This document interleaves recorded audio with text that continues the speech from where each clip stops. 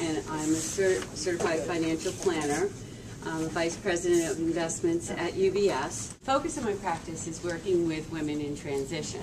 So it's always exciting for me to have the opportunity to speak with women who have common goals, basically. So I'll tell you a little bit about myself.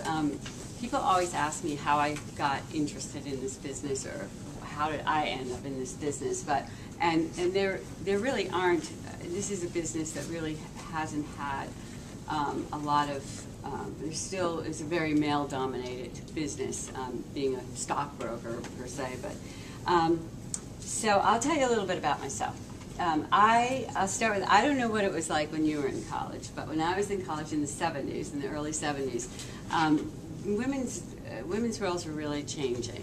And as much as I felt part of that change, I think in my gut, in my heart, I always sort of believed that I would work for a while and I would fall in love. That was a big part of it. I'd work for a while, fall in love, get married, probably have a beautiful home and a family, and maybe work a little or do something that was, you know, something that was very interesting, or being very philanthropic. And I really didn't think about it very much. And so I started my professional career in New York City, and I had a great job. I worked at Cartier as in the corporate sales department, and I was visiting a friend in New Hampshire, and I met this person, and I fell in love.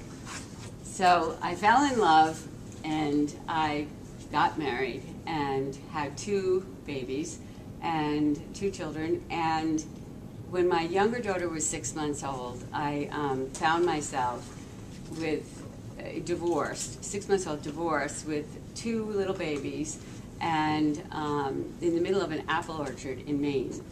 And I really didn't have a lot of options. I had a household. I was pretty much the sole provider for these children, and you know, I was really scared. I didn't know what I was going to do, but I didn't know how I was going to provide for my children and how I could give them the opportunities, the things that I had that I took for granted growing up.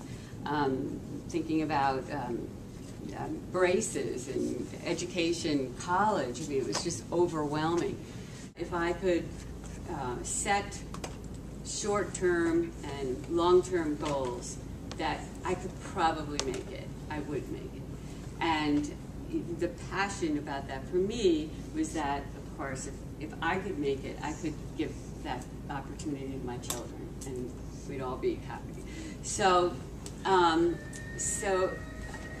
we're here tonight to really talk about financial empowerment, women's empowerment, and so that's my story and how I sort of ended up getting involved with finances.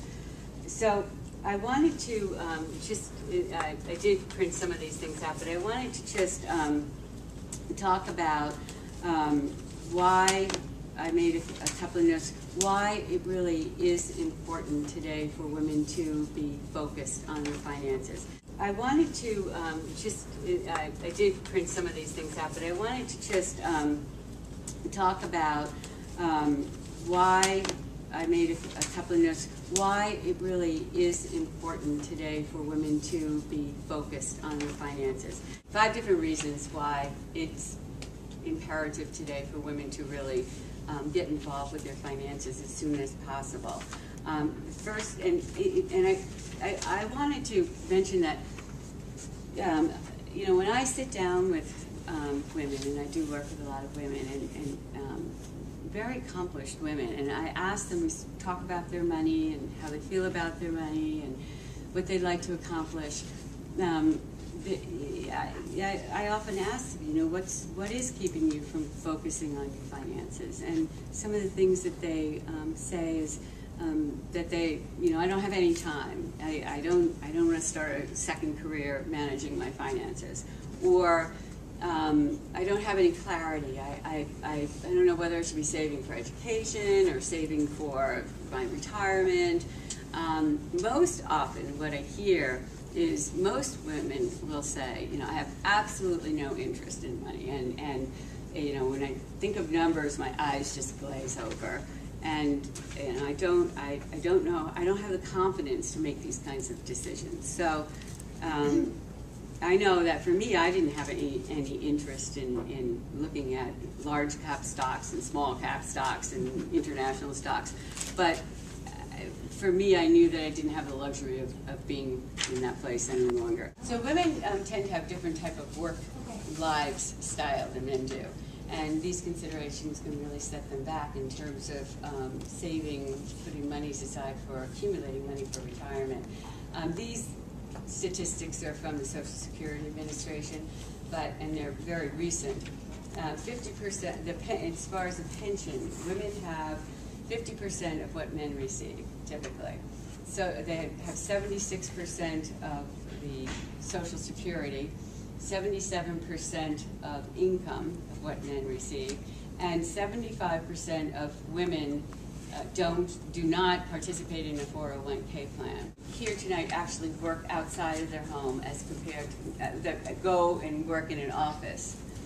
And so that's half. And how many people work from their home?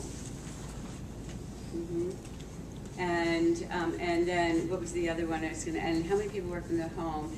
And how many work part-time?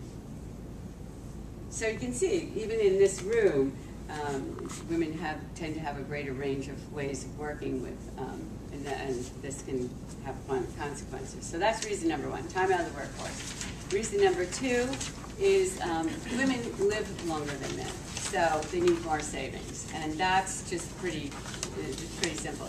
On the average, women live 7 years longer than men, and we also know that women, they're not on track from their sources of income that will sustain even a moderate lifestyle. So it's really important that women do embrace investing and maximize tax-deferred savings or 401ks or whatever you have available at work, because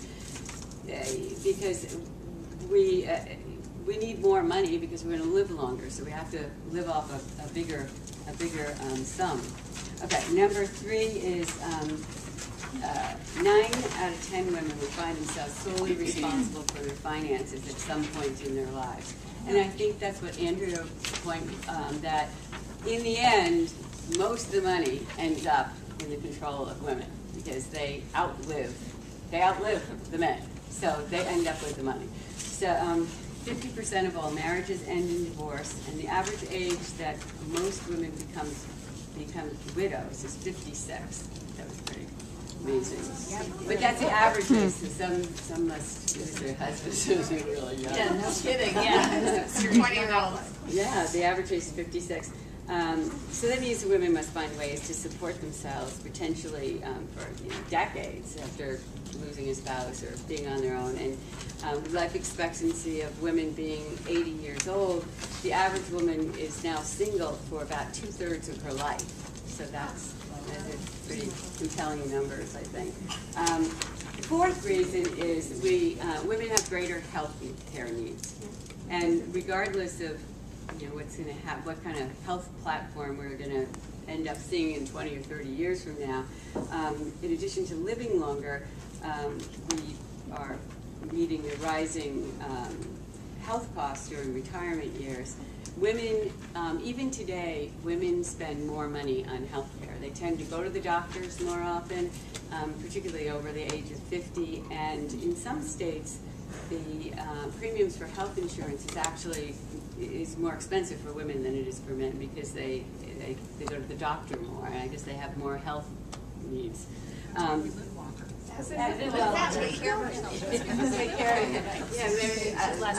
not really sure why that is, but well, they pay for birth control. It was in that Time magazine article. Is that they do pay? Or yes, they do pay. That's part of why they pay more. But their insurance should be the same. Yeah. Insurance, I don't know if insurance actually, does insurance pay for birth control? Yes, I guess some of it. Some do and some don't, yeah. So, healthcare costs are rising, and even if, eventually I think if we're going to live that much longer, we're more, it's more likely that we're going to need some sort of supplemental health program. You know, I'm a big believer in long-term care insurance.